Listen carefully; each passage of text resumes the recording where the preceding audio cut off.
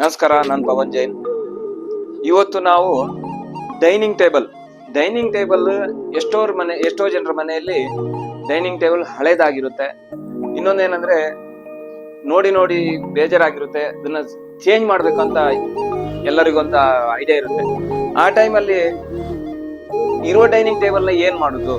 ಹೊಸ dining table ತಂದಿಡ್ಬೇಕಂದ್ರೆ ಇರೋ dining table ನ ಇಡೋಕ್ ಜಾಗ ಇರಲ್ಲ.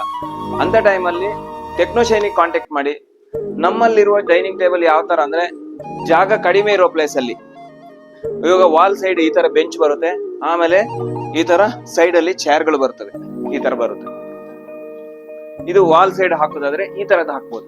ಇಲ್ಲ ನಮ್ಗೆ ಜಾಗ ಇದೆ, ಡೈನಿಂಗ್ ಏರಿಯಾ ಸಪರೇಟ್ ಇದೆ ಅಂತ ಜಾಗದಲ್ಲಿ ಈ ತರ dining table 6 chair dining table ಹಾಕ್ಬೋದು. ಇಲ್ಲ ಇನ್ನೊಂದು ಟೈಪ್ ಟ್ರಯಾಂಗಲ್ ಟೈಪ್, ಸ್ವಲ್ಪ ಫ್ಯಾನ್ಸಿ ಟೈಪ್ ಅಲ್ಲಿ ಟ್ರಯಾಂಗಲ್ ಟೈಪ್ ಅಲ್ಲಿ ಈ ತರ ಡೈನಿಂಗ್ ಟೇಬಲ್ ಅನ್ನು ಹಾಕ್ಬೋದು. ಇದನ್ನು 6 ಚೇರ್, ಆ ಕಡೆ 2 ಚೇರ್, ಈ ಕಡೆ 2 ಚೇರ್, ಈ ಕಡೆ 2 ಚೇರ್ ಹಾಕ್ಬೋದು.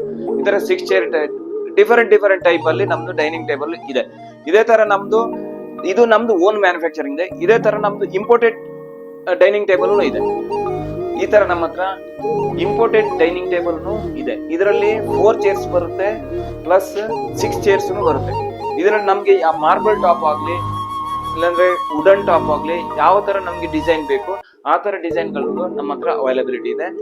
ನಿಮ್ಗೆ ಇಂಪೋರ್ಟೆಡ್ ಅಥವಾ ನಮ್ಮ ಓನ್ ಮ್ಯಾನುಫ್ಯಾಕ್ಚರಿಂಗ್ ಡೈನಿಂಗ್ ಟೇಬಲ್ ಬೇಕಾದಲ್ಲಿ ನಮ್ಮ ಟೆಕ್ನೋಶೈನ್ ಎಕ್ಸ್ಪೀರಿಯನ್ಸ್ ಸೆಂಟರ್ಗೆ ಒಂದ್ಸಲ ವಿಸಿಟ್ ಮಾಡಿ.